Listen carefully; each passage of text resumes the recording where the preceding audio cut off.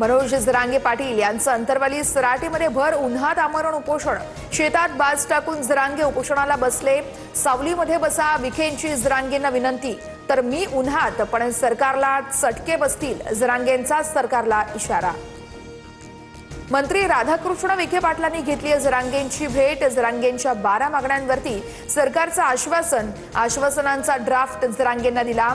संध्याकाळपर्यंत जरांगे निर्णय घेणार। सातारा गॅझेटच्या अंमलबजावणीसाठी महाधिवक्त्यांच्या कोर्टात चेंडू। सरकार महाधिवक्त्यांचं कायदेशीर मत घेणार। मंत्री राधाकृष्ण विखे पाटील यांची माहिती। स्वतंत्र मराठा आरक्षण कक्ष स्थापन करण्यासंदर्भात महिनाभरात कार्यवाही करू।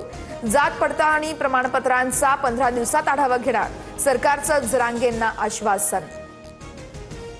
कुणबी प्रमाणपत्र वाटपासाठी एसओपी तयार। नोंदी शोधणं, प्रमाणपत्र वाटप आणि जिल्हाधिकारी कार्यालयामध्ये मराठा आरक्षणाच्या तक्रारीसाठी 8 दिवसात हेल्पलाईन सुरू करणार। विखेंचं जरांगेंना आश्वासन।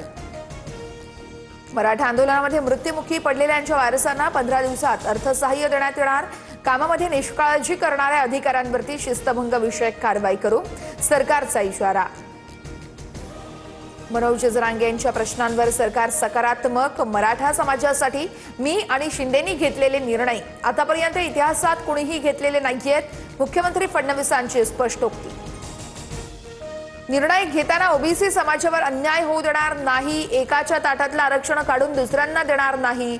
महायुती सर्व समाजाच्या हिताचा निर्णय घेणार, फडणवीसांची भूमिका। शरद पवार यांच्या राष्ट्रवादीला मोठा धक्का। प्राजक्त तनपुरे भाजपात जाणार। दुपारी 3 वाजता रवींद्र चव्हाणांच्या उपस्थितीमध्ये पक्षप्रवेश। अहिल्यानगर परिषदेची जागा तनपुरेंना दिली जाणार।